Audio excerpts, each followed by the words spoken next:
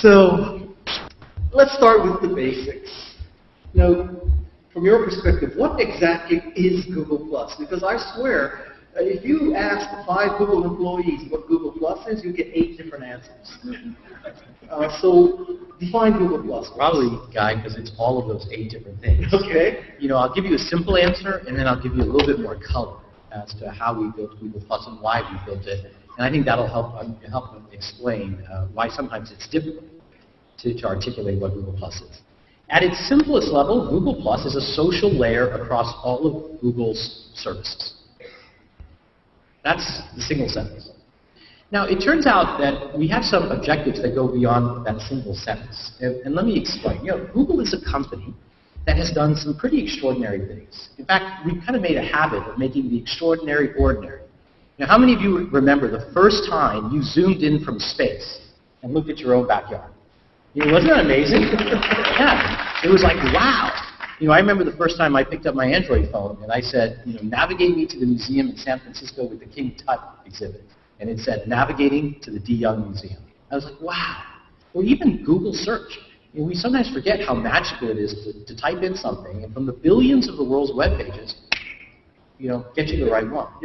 I have to say that, I don't want to be too much of a fanboy, but the first time I used Google+, I hated it because I was posting to a private circle. I didn't know, I didn't post publicly, so I got no responses. What a lame thing. What the hell is Google talking about? And then finally I posted publicly, and I'll tell you, the first time I posted publicly, and the comments just started flooding in. They were positive, they were intelligent, they were long. It was like the first time I saw Macintosh. The first time I saw Macintosh, it was on Mariani Drive, and Mike Boyd took me in the back of this building, and under no non-disclosure, he showed me Mac Pink and Mac Write, and it was like the skies, the clouds parted, the angels started singing, and it was kind of that moment for me with Google+ after I started posting publicly. So, well, thank you. Comparing Google+ to the early versions of the Macintosh is quite a compliment, and so thank you for that. But talking about Google, while we've done things, I said making the extraordinary ordinary, there are some things Google could have done better. While we've organized the world's pages and information, we asked ourselves what would happen if Google did more than pages, but understood people. What if we could become an engine, not just for information, but we really understood individuals? It would unlock all sorts of scenarios. And when we look at our services, which were wildly popular, things like YouTube and Chrome and Android and Google Search and Buzz. Well, some weren't as popular. Gmail. People use these services every day, and yet our notion of who you are, who is God, who are the people that matter to him in his life, was different. So if I took a picture in Android and I wanted to share that with my family, or if I wanted to be in Gmail and share something with my family, or if I wanted to upload something on YouTube and share that with my family, or if I did a search for a disease my father was struggling with, and I wanted to highlight that just to my family, it was all different. And we said if we could build a common notion of an understanding of your identity and your relationships, we could make Google better for the user. And so it became obvious to us that yes, we could in fact go build a unifying social layer across all of Google's properties. Now, the challenge is that some people have a very hard time understanding that. To kind of illustrate, could we have our slide up? I'm going to use an illustration to make my point. I suspect most of you see a duck. This is a pretty famous illustration. It first appeared in Harper's Weekly in November of 1892. So it's an illustration that's pretty old. It was done by a famous psychologist, and he drew this illustration to make a point. And his point was that what we see is very heavily influenced by our own experiences and our expectations. So children normally would say this is a duck. But when he ran the test on Easter, you know what children saw? What did they see? A bunny. Do you guys see the rabbit? Look at the beak of the duck and look at his ears. And look at the bunny facing the other way. How many of you can see the bunny? Look at that. Look at that. And so what ends up happening today with things like Google+ is people's expectations, their experience with social sites, has been very traditional. Social sites is this walled garden I go to, I share with my friends, I get ads in there, and that's a social site. And the idea that we would build a social layer across the services people love and use every day, across Gmail, across YouTube, across Chrome, that's difficult for them to understand until they experience it. And then when they see it, they see that we're not building a duck, we're building a rabbit. So why did the press quote Eric Schmidt as saying, it's an authentication, identification system? What's that about? Well, I think Eric was accurate, right? Sometimes the words get overloaded. But the idea that Google would know your name and the people that mattered in your life was important. I mean, it's amazing how much better Google can be if we even know the tiniest bit about you. Let me give you an example. This is an example my friend Alan, who runs the knowledge team that Google uses, and I think it's a particularly powerful example. He says, imagine if Google only knew one bit of information about you. Suppose we knew you were just a vegetarian. That's all we knew. How would Google change if we knew that to be true? Well, let me see. If you did a search for restaurants, do you think maybe we would service up the vegetarian restaurants? Mm-hmm. If we were going to highlight what your friends had to say, do you think we'd optimize as a ranking function your friends who were also vegetarian? Of course we would. So many of Google services would change. But where do you draw the line in this? Because, the example of I'm vegetarian, so you show vegetarian restaurants at me is fine and dandy. But, we could go, are you still not doing any evil? Where do you draw the line on privacy here? Yeah, the good news is if we do things that are evil with one click, we could leave Google. I think people forget our service. We're there not in any way locking in users' data, and if we break the user's trust, why we can lose to competitors very easily, and it's something we take very, very seriously. In fact, that's why we built Circles, so that people could have a social service that reflected the real world, where everybody is not your friend, right? But somebody is your family, this is a college buddy, this is a coworker, and we were very, very respectful of privacy. And so we think personalization can be very good. And the results are going to show in usage, whether people use it or whether they don't. Okay. Can you give us an update of some metrics? In the last week or so, I think we heard Google Plus users are only on Google Plus 3 minutes a month, and Facebook is, 3 days a month. So where are we here in terms of, that's only 6 months. And you know what, you should adjust this thing because it's bouncing, and so that's why. I actually told them in the back, I said that's likely to happen, and they said it won't happen. I think they misjudged how big my ears are. Hopefully that's a little bit better. Yes. So where are you in metrics? So let me just ask, how many of you here use Google+? Oh my God, you guys must all be Casper the Friendly Ghost. The numbers are pretty staggering. We released the numbers last week. We formerly used to talk about how many signed up users we had. Mm-hmm. We used to say, we crossed 10 million, we crossed 40 million. At our it's a lot. But by the way, I'll just speak a little bit more about this. Sometimes people succumb to hyperbole. Myself included, I'll admit it. But some of the hyperbole going around in this industry is kind of crazy. If you go to a baseball game, they got 60,000 people in the stadium. Of course, that's a good time to serve display advertising. Of course, you're probably going to see a banner for a soda company there. You have 60,000 people there. Mm-hmm. But you know what they're there for? They're there to watch the game. Now people go, well, Vic, in social, we can customize. Well, guess what? I've seen billboards at a game that say, everyone in section 214, you get a free pizza. That's slightly more effective. But they're still there to watch the game. And when it comes to social services, I still believe people are there to socialize with their friends, with their family. That may not be the best place to serve commercial intent. So, are you saying that for the foreseeable future there will be no ads in the Google Plus album? That's correct. Okay. In the photo album, we have no plans to inject ads into the photo albums. Okay. We think we know that and believe that it's a better user experience when your friend sees the recommendation for the restaurant in Napa when he's searching for the restaurant in Napa. Okay. And I think that model is a better model for both the consumer, the advertiser, and for Google. Okay. So speaking of searching, I asked you about the delivery of ads based on my Google Plus behavior. What does my Google Plus behavior do for the search results that I see? We think it's pretty revolutionary. We closely track user behavior, not critics' behavior. That's kind of fun to watch, but we watch user behavior. If you think about an example, Canon just came out with a new camera. Maybe some of you heard that announcement. The Canon 5D Mark III. Right? Previously, if you had just done a search on Google, we would have given you a bunch of reviews, maybe news articles, maybe pointed you to the Canon rumors site. But if you use Google Plus, and you have people in your circles, maybe you've added photographers like Trey Ratcliffe to your circles, what we surface now is their commentary, live, within minutes. So if Trey makes a comment about what he believes this camera is worth or not, it shows right there in Google search results. Someone in your circles, maybe a friend of your friends who is a Canon or Nikon enthusiast, we think that's better. That's a better model.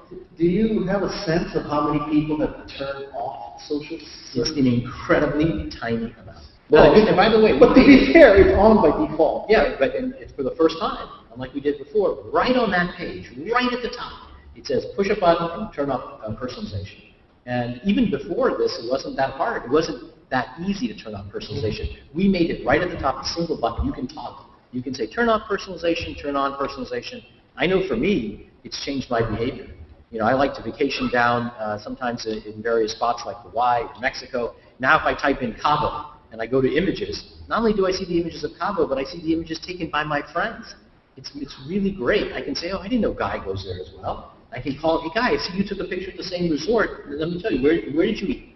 And we're connecting people in new ways. And I think the most impressive thing is that this is literally an effort that's a few months old. We opened this up in September. And if we can accomplish this much, it's March. If we can accomplish this much in 6 months, what more can we do in the coming years? So speaking of accomplishing so much in 6 months, what's with the API? I mean, Google Plus API is an oxymoron. Yeah. What's the story here? I am 100% because this is a case where you can put the blame squarely on me. We certainly have the technical capability to open up the API right now and give rewrite access to the stream to everybody. I just don't want to do it. Why? Because I have seen others open up APIs to their services, develop an entire ecosystem of third-party clients, and then a few years later change their mind and shut down that ecosystem and piss off developers. When Google releases an API, we want you to know that we're going to back it up and that we're not going to revoke access to it. Today, if I opened up API access, write access to the stream, chances are most people's streams would be polluted because we need to rank that information correctly. A third party injecting content into your stream could easily overwhelm your stream. But on my Android phone, I want to take a picture. They want to click on the share icon. Right now, I see on the share icon, I see email, I see Gmail, I see Twitter, I see Facebook. I do not see Google+. When can I share from an Android phone camera? So you can actually do that through the Android intent model. The Android intent model, the way the Android team, I do it all the time. How many of you share photos from Android to Google+? Anybody here? Wow, lots of hands. Now they do it by using the They're all Google employees. Okay. Don't put your hands up. Don't put your hand up if you're a Google employee. And obviously, there's no hands. Okay, once again, how many of you share from Android to Google+? I see lots of hands. From the camera. From the camera. Well, not from the camera. Not from the camera. From the Google+. Yeah, but okay, so there's two scenarios, right? So one is I take a picture, I want to share from the camera. The other is, the starting point is, I want to take a picture. Why don't I Google Plus the app? Oh, I see. That doesn't make sense. I see. What you want is, you don't want to go to Google Plus. You don't want to go to any other service. You want to use the native Android camera. Yeah. Yeah. And is that because of a lack of API? No. That's just a matter of time. We did the ICS release in November. Remember, Android is on a little bit of a different time schedule because you have to release the version, you have to get it to OEMs, they have to test it with their phones, they have to get it to the carriers have to do testing, and many months later, the consumers get their phone. I suspect many of you have ice cream sandwich on your phones, and so you get an idea of the lag. And so, how many of you have ICS at your phone? Yeah, good. See, all the Google employees. That is a lot of Google employees. And so, that's just a function of Andy's team injecting that right into the native app. But across all of Google, you're going to go see this kind of So, information. so before the end of 2012, will I be able to post to Google Plus without using Google Plus? When you say post to Google Plus, I want using to what use Buffer app, or I want to use, Hootsuite without joining the enterprise program and begging someone to be in the beta. I can't tell you that we're going to do that. I hope we can get to it by the end of 2012, but I'm going to release that API when we're confident that we're not going to screw over developers. But isn't screwing over developers a moral and ethical thing? Can't you just decide you're moral and ethical today? What are you worried about? No, if you release the API and then revoke it because the user experience is terrible and our ranking is not good in the stream, then that's a terrible experience for developers. And so I could follow the other model, right? I think you should follow the other model. You know what we could? We could open up the API with a huge caveat that says we may change this API at any moment. We don't guarantee any consistency. Well, they're all Facebook developers. They're used to that anyway. We hold ourselves to a higher standard. It turns out we actually have a developer ecosystem on Android, on the web, in Chrome, and we're one Google to them. So we can't act one way with developers on Google Plus and think that that's not going to affect the reputation of developers who are building for Android. We're really trying to be thoughtful about this and do right by developers. And sometimes that means restraint. The reality is, as Google Plus continues to grow, as we continue to gain momentum, developers will always want access to the stream. Well, they want it now. Yes. It's kind of funny. We get these messages that A, we're a ghost town, and B, developers desperately want to get in. And so it's kind of like... No, but the two are not necessarily contradictory. It may be that some people believe Google Plus is a ghost town, and developers want to get in, so it's not a ghost town. Well, I'm willing to take the heat on this. I'm the one that's holding this back. Like I said, we could open up the API tomorrow, but I'm waiting until the time is right that we believe that it won't degrade the stream experience, that we have the appropriate ranking. When that time is right, boy, you can be assured I'll be happy to announce it. It's just not today. Okay. I want to know, just out of curiosity, when I post something to my followers, how real time is it? Do they all instantly see the post? And similarly, when someone comments on someone's post, does everybody else see it? I mean, how does it work?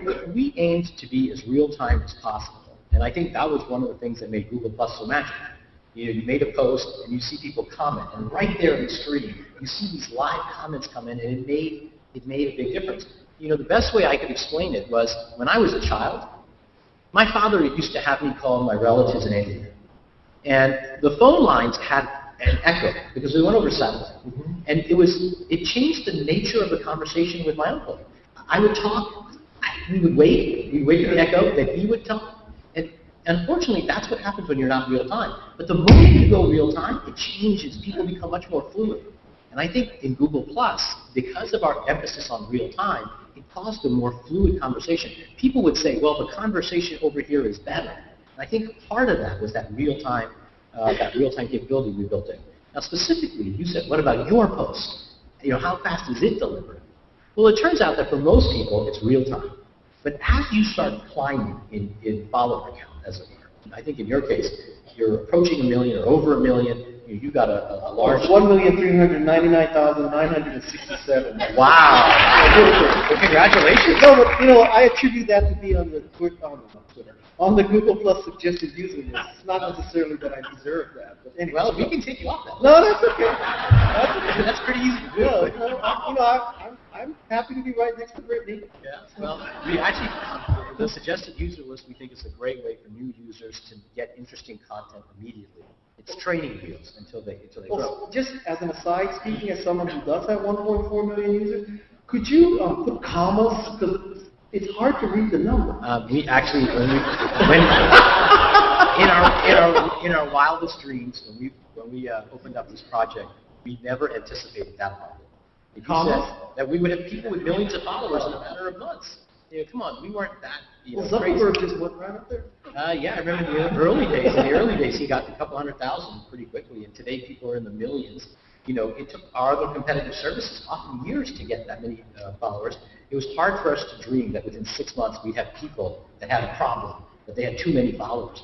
It's kind of ironic, once again. The other discussion you opened up with people saying it's either a ghost town and others complaining that we don't put comments because their follower count is so high. Now, I will say in your case, while we aim to be real time, when you have that many followers, we have to fan out across our service. And that fan out can delay that post. Sometimes by 30 seconds, sometimes by a minute. I know my posts sometimes, based on my follower count, can take up to a minute, minute and a half to get actually to display. And so it varies.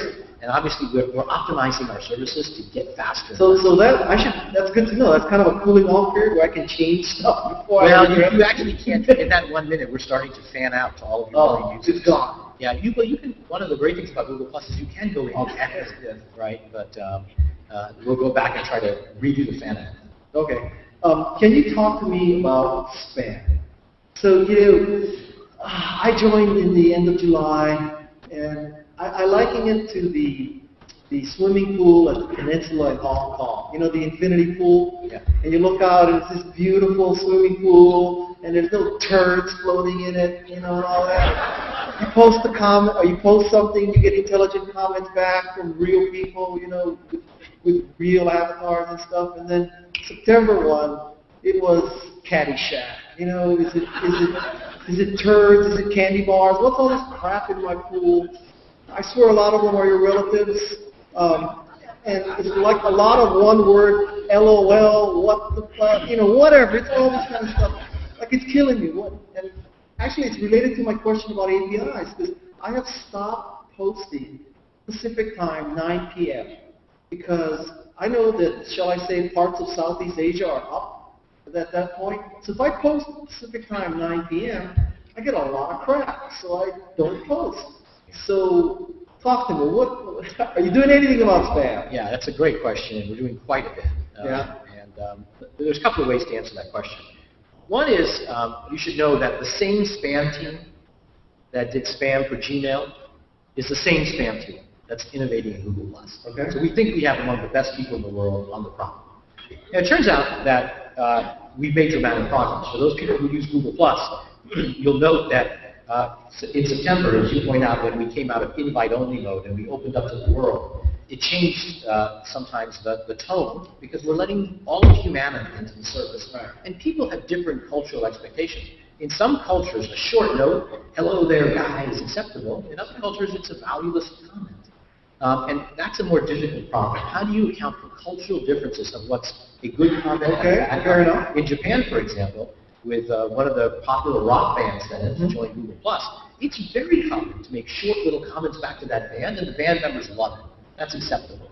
And so we have to account for those cultural differences, and that's a bit of a more challenging problem. Okay. However, there's another problem, which is legitimate spam. These are people who signed up and they abuse the system. They hop on your comments and they say, oh, please come to my website and donate for this cause or that cause.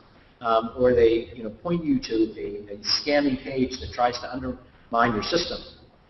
Those we're doing an increasingly better job capturing, marking automatically, and then hiding away. In fact, we just had a recent launch, I think on Monday.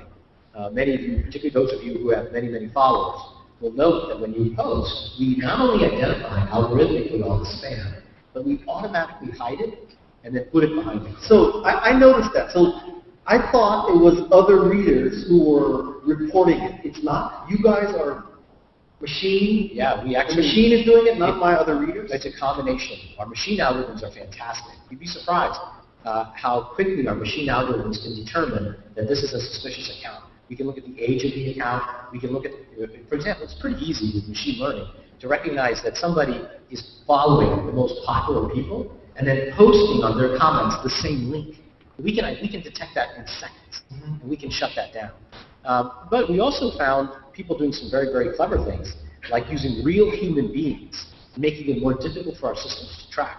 But we're getting better and better at that. And then finally, we also use user reports. So if you see somebody making an obnoxious comment that you think is spam or offensive, and we put a button right next to every one of them where you can report it, that is a powerful signal for our machine learning algorithms. That helps us detect those. And how do you prevent the false positive where, let's say you post something about Republicans, and so Not that I would ever do that. Remember, you're in Texas. Right. Let's say it's something about gun control.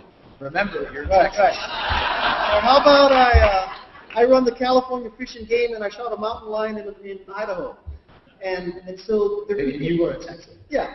So what happens when someone is reporting you not because you're spam, not because you're doing something bad, but because they disagree philosophically? Yeah. Well, it takes Does the machine say, yeah, oh, spam? And first of all, it turns out very few people do that. People generally are very respectful. Mhm. They do really use the report abuse button for really abusive posts. And very few people that we can detect will do it because they disagree with the argument. They understand that there's really the arguments. But even if they do that, we don't take just one signal. But we're really thoughtful about the signals. We're able to see all sorts. I won't give away our little secrets. But we use many, many different techniques to determine what is abuse. And we're pretty good at getting it with very few false positives. Okay. And by the way, in the case where we get a false positive, you, the author of the post, can say, Google, show me everything you've hidden. and restore. And restore. And when you restore, because we made a mistake, boy, do we really take that seriously. And we analyze the entire trace of how that particular comment was marked as abuse. Including the person who reported it as the Yeah, abuse? absolutely. We can even figure out bad signals by people who are reporting abuse. We're pretty good at this. We're getting better. As Google Plus gets more and more popular, is there going to be a day where you're going to decide, I have 1.4 million followers. Are you going to decide that I'm going to look at those 1.4 million followers, how many have ever commented, +1, shared, have ever interacted, and I'm only going to show that subset the posts, i.e., is there going to be a Google Plus edge rank? I think we will always allow people to see all of your comments if they are following you. Okay. So if someone decides to say, look, I've got a circle, and that circle is called, interesting people. When they click on interesting people, or they click on the family circle, or they click on any circle, we always show everything. Okay.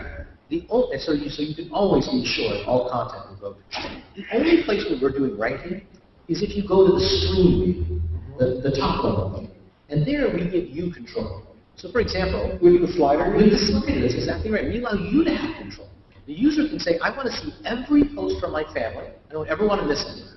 But I've got Scoble in Interesting People Circle. And the Interesting People Circle, I just want to see most of those. And allow Google then to do a little bit of ranking to determine, hey, that this particular post by Guy has gotten a lot of +1s, a lot of comments. It's really great. Surface that in your mainstream.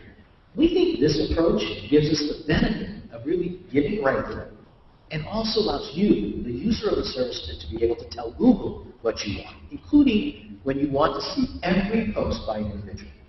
Right? And so it's I think, a nice middle ground that works for us. Okay. And we've been in it for 6 months, open to the public. I'm not going to remove anything out of the future. We're learning, we're adjusting, we're trying new algorithms, we're trying to make it even better. Okay. So we have about 20 minutes left, and I would like to now open the up for the audience to ask questions. So do we have mics? Yeah, I do see mics. I see mics right Oh, there's one. Okay, so if you have a question, would you go to the mic and just speak up?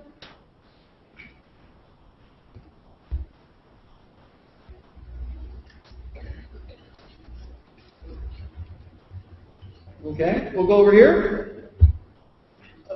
I'm pleased. I was in Barcelona last week where Eric Smith was talking, and he was talking much like you have done, Vic, on the unification of Google services. If everyone in this room was to search for a term like mobile, we'd all get different results. And that's because the clever people at Google have got some idea in the background about what we are and what we like, as you could have indicated earlier. Will Google be making it public, those kind of what they think about us? So you mentioned vegetarians earlier. So would we see in our profile, Google thinks you're a vegetarian, so we can say yes or no, we're not, and therefore correct that filter bubble that's around us? Yeah, we actually do that today. You can go into Google, into our dashboards, and we'll tell you, particularly with our advertising systems, what we know about you. And we give you the ability to correct it or to delete it. It's important to note that the personalization we're talking about is for your eyes only. And so as we surface what we know about you, it's for you in a logged-in state to see these things and either correct them or delete them entirely. And so we need to make sure that you're comfortable, that this is adding value, that's making the service better. Otherwise, we know people just won't use it. And so it's an important question to ask. So I haven't actually seen that, so apologies if it's already in there somewhere. So you're saying it is on a human level, do you think that Google thinks that you're vegetarian, or Google, that's how That's right. Everything that we infer from you, infer about you, that you haven't explicitly told us, we surface that to you and we allow you to change that. Of course, you have to be logged in, so we can show this only for your eyes only. Thanks, Dave. Sure. All right, next. Identity. What a person is and what he is or she is to the world is a multi-basic thing. I mean, we have different identities that we present to different people. Google has chosen that your identity, or at least your valid identity, is the one that has been placed onto your driver's license, birth certificate, what's been given to you at birth. I am not Martin Vogelman. I am him to most of the people who know me in real life. And that has been the case. I don't choose to go to the government and have that sealed, stamped, and delivered on my driver's license. When can I have my identity back, please? Well, several months ago, we announced support for pseudonyms. So anytime you showed us that, hey, look, I'm known as M on this particular site, my friends know me as M, we allow you to then use M. And we've had a number of people have their established pseudonyms being used on Google+. I think the important thing is that we took our time to get this thing right. And we didn't have support for pseudonyms in the beginning as we launched the service. Frankly, because we grossly underestimated in the beginning the adoption we would see. We had no internal models that predicted we would see this kind of uptake. And number two, frankly, we were afraid. You know, if we leaked someone's identity, for example, Blogger today allows you to use M as your identity. And in Google+, because we were just, you might want to call it in beta or alpha, we were just releasing it, we weren't sure, technically, if you signed in as M, if we would surface your Gmail identity, for example. Remember, the former Google, the Google of old, was built all in silos. And we were stitching together 18, 19 different services together. And as you know, as those of you who are computer scientists, understand that you can have a lot of bugs, and you need to make sure they're hard. And to make a promise to someone coming out of the gate that we will guarantee your pseudonym, we will guarantee your identity, and then have someone across another Google service say, hey, guess what? You thought you were M, but over here in Google Maps, we connected it with your email address, and we outed you as John Maddock. Well, that's crazy. And so we decided, let's take the heat, let's be thoughtful, let's get it right, and let's announce support for pseudonyms as fast as we can. And that took us a few months, given the update. We are not done. We deeply understand the use case that you brought up, and I think other social networks have followed our example and announced support for pseudonyms. So I'm proud to say we're leading, and we're going to continue to push those bounds and continue to make the service better. It's just a matter of sequencing. And when can we get things done? It's literally only been a matter of months since we've been out. So it may sound a little strange to ask Google to be more transparent, but the process to get unblocked is not very transparent. I've now been reblocked for the fourth time now, and I really would like to just use Google+. Yeah, no, I agree. Google services normally. That would be the only thing I could possibly request is more openness in the process to be reinstated. Yeah, feedback note. Thank you. Next. Big guy, thanks for doing this. Yeah, no problem. My name is James, and I'm an ethical computer hacker. And one of the attacks I do is actually an evil twin attack, and it's been working very well. And I wanted to follow up with his identity question: is how are you able to basically find out if the real person is standing up? How do you know Guy's account is actually Guy? That's a great question. I mean, what you're really asking for is very strong identity. How can we absolutely ensure that Britney Spears or Guy or John Smith is really John Smith? And how do you do that when there's multiple John Smiths? And so I think today we have a rudimentary system, a very rudimentary system in Google+, which is that if you're a celebrity or a well-known person, we often use out-of-band channels to verify your account. And so, for example, with people like Britney Spears, or the White House, with President Obama, we go out of band, and we verify that account, and you see that check mark that says verified. We have contemplated and frankly are working on other forms that are more scalable. I can't announce anything at this time, but really in the ideal solution, you could have strong identity for those who chose it. And so that way you could look at somebody's profile and have a reasonable level of assurance that this person is who they say they are. But that's not on the immediate roadmap. I don't think we're going to have that capability in the next few weeks or months. When you say you said you go out of band. Out of band. What does that mean? That means you call the White House, they're on the phone with you, you figure out really, okay, who's going to set this up, what's their password, what's their guy ID, you know that's the White House Plus page, and you verify it. It's not a system that's available for everybody. But nobody called me up. How did they know that was really me? I took care of that for you. And who took care of Brittany? We actually worked with Brittany's team. Really? Yeah, we want to make sure that it's, if you got Brittany has over 2 million followers on our circle, on our service. 70 people have added her to circles. We want to do right by our users and make sure they're adding the right Brittany. Okay. Next. First of all, Brittany's beating you guys, so work on that. Brittany is beating us, and I view that largely as a metric of success. Agreed, yeah, right. Yeah, if I'm the most popular person on Google Plus, that's a big problem.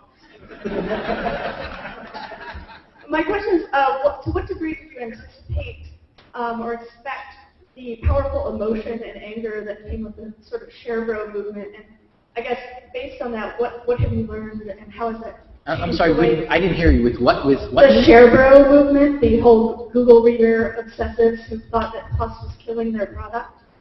I don't know, are you familiar with this? No, I'm not. Okay, so I mean, I guess there's a parallel Google Reader now because of the people who thought when you took out the sharing features of Google Reader and moved them to Plus, a lot of people were very angry by that. And so I guess there's a competitor hive mind that is being built. So I guess you can't answer that question, but I guess the idea that there was a real community involved, and I'm sure Buzz had a similar thing. Maybe to that as well. Yeah, when I you do build know. something and move it to a new platform. Look, there are communities that get involved in products, even products that are not very successful, like as you mentioned, Buzz. I can think of others like Wave, and a passionate community.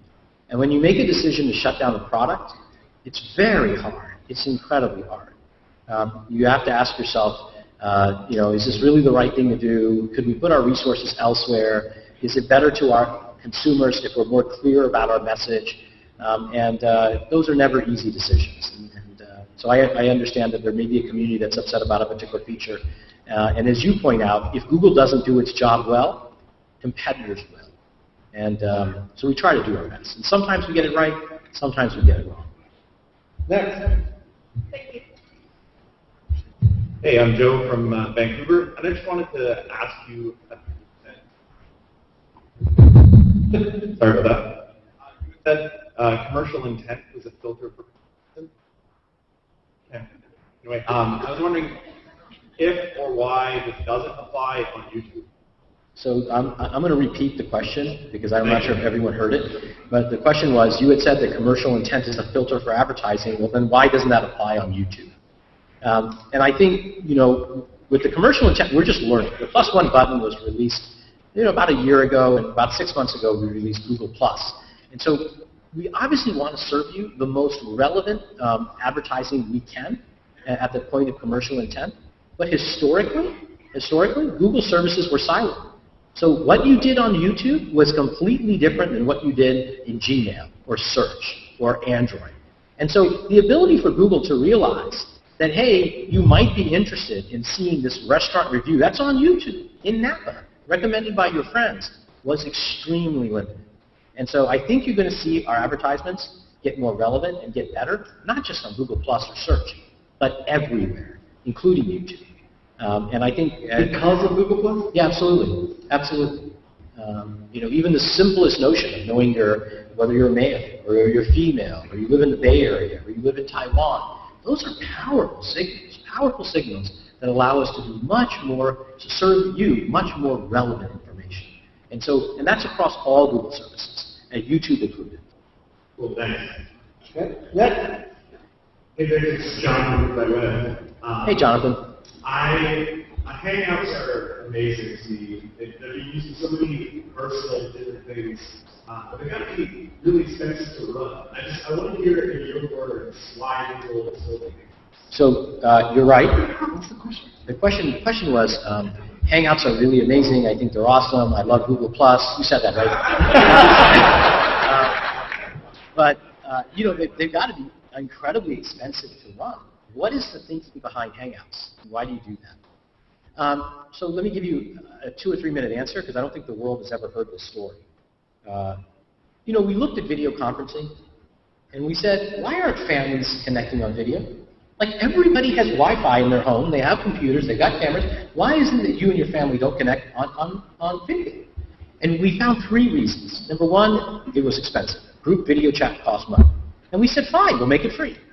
Number 2, it's complicated. You got to install a client, get past the virus detection on your Windows PC, log into an account, make sure your dad can do the same thing. And so we said, let's make it easy, build in the browser.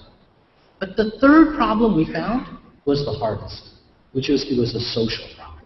It's really awkward to send a video chat invite to Lisa at 8 o'clock at night and have Lisa reject you and go, well, I'm not really dressed right now. That's social awkwardness of starting a video chat, and maybe your colleague or your friend or your family is not the right time. How do you solve the social problem? And what we discovered was the answer was right in front of us in real life. In real life, how many of us go to our next door neighbor, knock on the door, and go, hey, John, I just stopped by to say hi? How many of you do that to your next door neighbor? Like almost no one. Well, why? Because you feel like you're interrupting your neighbor. It's kind of weird just to say hi. But if your neighbor is sitting outside on his porch reading a newspaper and you're walking by, that is a soft social signal that says, come on by and say hello. And oh, by the way, if 2 people, if one of your neighbors is talking to one of your neighbors on his porch, we find you're much more likely to walk up and talk to them. And oh, by the way, our research shows that if it's 3 people on the porch talking, more than likely you believe they're talking about you. And you feel compelled to walk up to them. And so what we did was we built Hangouts that allowed you just to publish to this family stream or any circle that you want. Just publish that circle. Hey, I'm hanging out. It's very casual. And if Lisa, your friend, is free at 8 o'clock, she joined. And as soon as she joined, we publicize it to the rest of the circle. And soon Mark sees that Vic and Lisa are hanging out to party. And then all of a sudden it goes 2, 3, 4, 5, 6, 7, 8, 9 people. And the duration of these Hangouts, when they get a number of people in them, is staggering. And we pick up the entire cost for free. And so far, we've seen everyone from President Obama do the first ever live online community from the West Wing, all the way down to one of the most touching experiences was from Corey Fisk. Corey got multiple sclerosis in 1992. And she has not been outside of her house in years. She met a photographer named John. I'm going to mess up on his last name, so I'm not going to say it. But she met John, a photographer. And he did a photo book. They met in a Hangout. He empathized so much with Corey's situation that he put Hangouts on a camera, connected it to his little camera, and he went outside in Canada in the snow. And Corey, who has never been outside of her house in all these years because of multiple sclerosis, directed John to walk down to the creek, to turn to the left, to take a picture of the trees and the snow falling and the lake. It was incredibly emotional. That's why we pay for it. Because if we can connect human beings together, we can not just connect them in status messages, but if we can connect people face to face to face, we can change the world. And that's what we're interested in making Google a platform that empowers passionate people to come together to do amazing things. And so what you're seeing with Hangouts is just the beginning of our plans. And we'll invest all that it takes to make scenarios like that happen. Nice. Thanks, Eric. Next. Hello, Joshua Johnson. I'm with the Youth Foundation Connect Online. I've worked about to the collective giving. And I was wanting to know from your Google search and connecting to Google Plus for philanthropy, when people see philanthropy compared to setting goals. Before you got to get closer to the mic. You need to make love to the mic. Okay. Yeah, that's much better. Thank you. So, like a setting goal campaign compared to a web campaign, I was talking about there's like 20 to 1 of the comments, video, shares, different things. How do you connect your advertisers that pay you a lot of money for the Google search how do you connect that to Google Plus and get them more comments or video views through philanthropy and connect their bottom line to their philanthropy? Well, number one, we have to make it authentic. So we can't, do things that are artificial. If you are an advertiser and you have a message that resonates with people, then the Google Plus platform can do some amazing things for you. We released some statistics last week in the New York Times. Some of you may have missed the import of those statistics.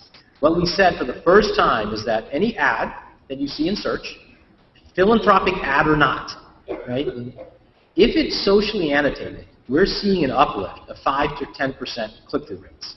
Now, for those of you who are in the world of marketing and who do advertising, you know there are not that many things that cause a 5 to 10% click-through rate uplift, right? So we know our model is working.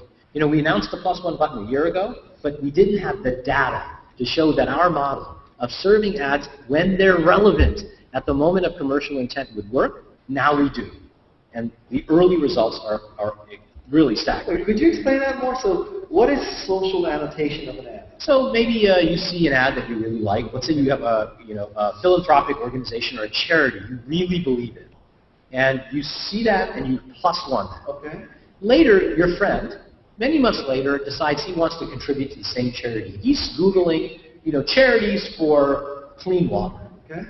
Right there, among the charities that are serving various ads and advertising on Google, or we're contributing money so they can run these house ads, we now show that charity for clean water was plus one by Vic.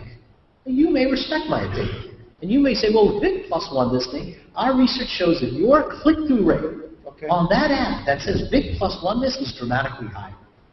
And so the early results are pretty encouraging. It's that kind of approach that allows us not to jam ads into photos of your daughter, right? Because it's a better model. It's a better model. It's serving the ads when they're relevant. And that applies for charities as well. And it's really authentic word of mouth, what you care about, and then surfacing that at the right time. Next. Hello, my name is Dave Werner. I'm a search engine optimization firm. And I just had a good question for you. You were talking about how Google Plus shows up when you're logged in on search results. But also when you're logged in, you're in secure search. And we saw this month, one of my clients, 26,000 visits were not recorded because of the secure search. Is there any indication that we will be able to see that data in the future, or are we never going to be able to see that anymore when someone's logged in? I'm not sure I'm familiar with this particular issue. It sounds like an issue with HTTPS and Google Analytics. Well, basically, when we look on analytics to see inbound search queries, it just says not provided because they were logged in to their Google account. Yeah, so I think what's happening, and I'm not familiar with this particular issue, we can probably get you answers afterwards, but you are right that when you are logged into Google+, we switch it to a much more secure form of search, HTTPS. And because we switched you to HTTPS search, there are side effects. For example, in analytics, businesses and refers that we may or may not be able to report. And I think some of those are just bugs that we have to work through. As I said, we never anticipated 100 million people a month would come in on HTTPS secure search. Those numbers happened faster than anybody at Google dreamed of. And so we're dealing with some of those unintended side consequences. And I think you're describing one of those. Maybe if you can find this afterwards, I can make sure you get an answer to your question. Great. Thank you very much. Next, let's move it along. Hi, I'm James Puckett from Knoxville. And I was curious how, as Google Plus learns more and more about its users, how it's, that personalization in our search results. I find myself clicking on things I wouldn't normally click on just to make sure that that sort of content gets included in my search results the next time. So I don't know if you guys have thought about that, but I want to make sure that I get a good wide range of content.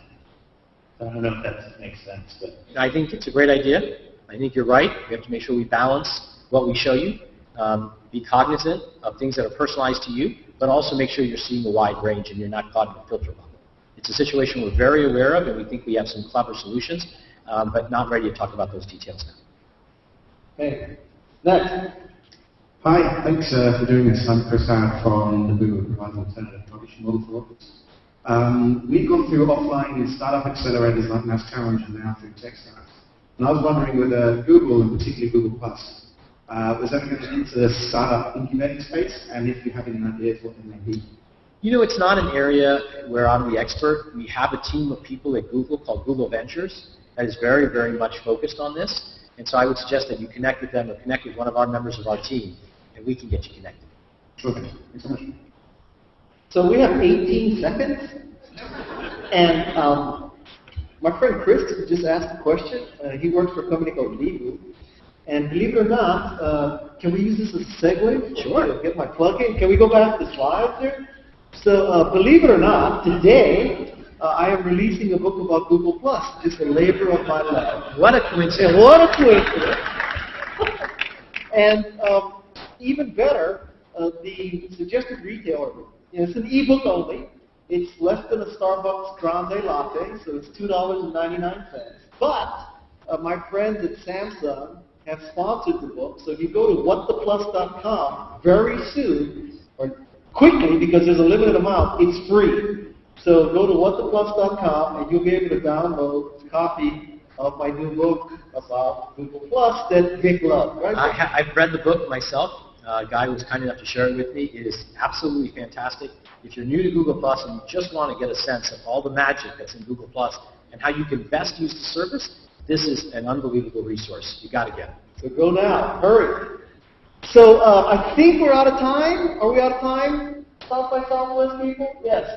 So thank you very much. We will wait for the APIs with bated breath, I promise you. Thank you, guys. Thank you very much for doing this. Thank you.